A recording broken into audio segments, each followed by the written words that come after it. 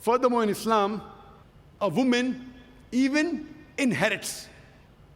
In many religions, the woman is not allowed to inherit. She does not have any share in the property left behind by her family members. But in Islam, the woman inherits. There are on many occasions where non-Muslims, they object and they say, fine, in Islam women do inherit, but why do they inherit half? Trying to say that Islam subjugates the woman. But if you analyze the logic behind it, you'll understand the wisdom of Allah subhanahu wa ta'ala, of our Creator, Almighty God. As I mentioned a few minutes earlier, in Islam, it is the man who bears the financial burden. Before woman is married, it is the father and the brother. After she's married, it is the husband and the son who looks after her lodging, boarding, clothing, and all financial aspects. If you read the Quran, the inheritance is given in several places. In Surah Baqarah, chapter number 2, verse number 180. In Surah Baqarah, chapter number 2, verse number 240. In Surah Nisa, chapter number 4, verse number 79. In Surah Nisa, chapter number 4, verse number 19. In Surah Nisa, chapter number 4, verse number 33. In Surah Ma'idah, chapter number 5, verse number 106 to 108. In several places. But the most specific share division is given in Surah Nisa, chapter number 4, verse number 11 and 12. Where it says that Allah subhanahu wa ta'ala has ordained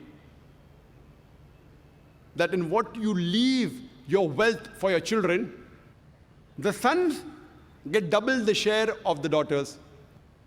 If only daughters, 2 or more, they share into third. If only one, she gets half. The verse continues. In what you leave for your parents, each get 1/6 if you have children. The mother gets 1/3 if there are no children. And the verse continues. In what your wives leave for you, you get half if there are no children. You get 1/4 if there are children. What you leave for your wives, they get 1/4 if there are no children. They get 1/8 if you have children. Don't confuse yourself. Go back home, open the Quran, Surah Nisa, chapter 4, verse number 11 and 12. Easy. I do agree that most of the times, the women inherit half the amount what the men inherit. But there are occasions when they inherit equal. For example, 1/6 both for the parents, for mother and father, if they have children.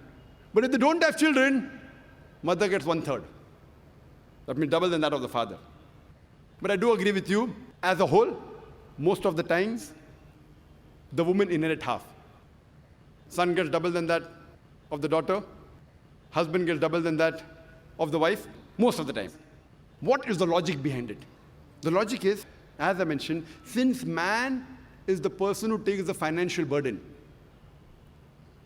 and suppose there's a person who dies, and after giving the shares of the other people, if $150,000 or 150,000 rupees is balanced for the children, after giving the shares of the other relatives, if $150,000, 150,000 rupees is balanced, and that man has got one daughter and one son, the son will get $100,000 or 100,000 rupees, and the daughter will get $50,000 or 50,000 rupees. People will say injustice.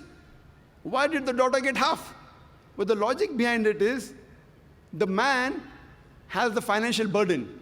I'm asking a question, would you want to inherit $100,000 or 100,000 rupees and spend 80 or 90% of that, what you have inherited, on the family, if you are a man? Or would you prefer inheriting $50,000 or 50,000 rupees and not spending a single penny or single paisa on the family? If you are a man and if you inherit $100,000, 100,000 rupees, maybe 80 or 90% goes on the family. What is left with you? 10,000, 20,000 rupees or dollars. If you're a woman, you get $50,000 or 50,000 rupees, 100% you keep for yourself. So would you prefer inheriting 100,000 and keeping only 10, 20,000 with you, or would you prefer inheriting 50,000 and keeping everything with you?